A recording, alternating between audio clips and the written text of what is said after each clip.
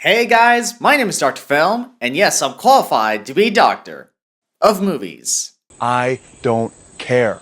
Before we begin, you should know that this review will contain no spoilers. And if you're new to the channel, please subscribe for reviews and more. And so, without further ado, let's get started. Shut up!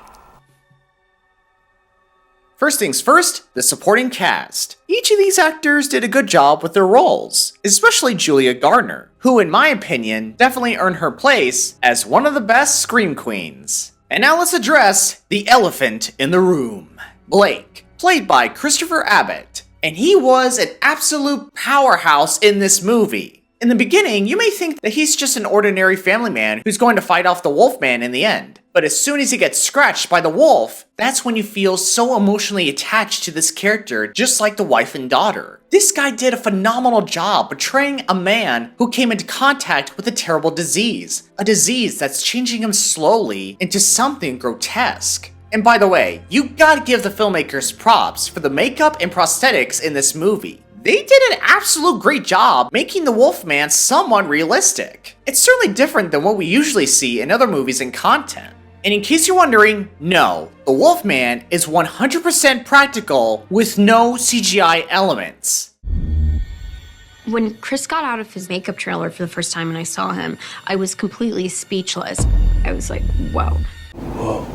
Now as for the story, I liked how the director took the story in a direction that I wasn't expecting. In fact, the director himself admitted that he drew inspiration from the 1986 remake, The Fly, when he was crafting the Wolfman story. And quite frankly, I'm glad he did. When you think about it, some of us saw werewolves as these awesome mythical creatures like, oh yeah, that's so awesome. But in this movie, it's nothing like that. It was dark, gritty, emotional, and overall tragic as to see a wife and a daughter watching this poor helpless man slowly losing his humanity. Now let's move on to everyone's favorite subject, horror.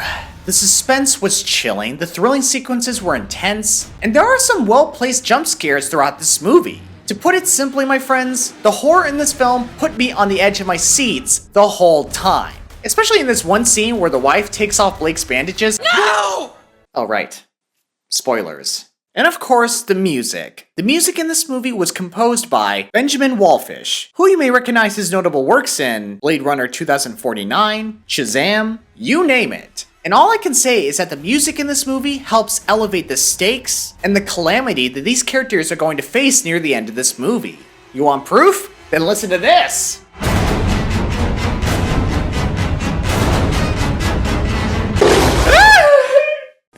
Minutes later. Overall, my friends, this movie deserves everyone's attention, because this movie is definitely on par with The Invisible Man. I didn't think I would find myself enjoying this movie that much, especially in the month of January. And quite honestly, I don't think we'd be having this movie right now if it weren't for the decisions made prior to the release of this movie. You see, after the failure of The Mummy, Universal accessed a pitch by Ryan Gosling, who was set to star as the Wolfman, with Derek Cianfrance to direct. But sadly, in 2023, the director left the project, leaving Ryan Gosling to remain as executive producer. So Winnell took over as director with a new cast. So if you haven't seen it yet, I recommend checking it out, and let me know what you think. With all that said, I give Wolfman an 8.5 out of 10. Shut up! Okay, I'm leaving, I'm sorry.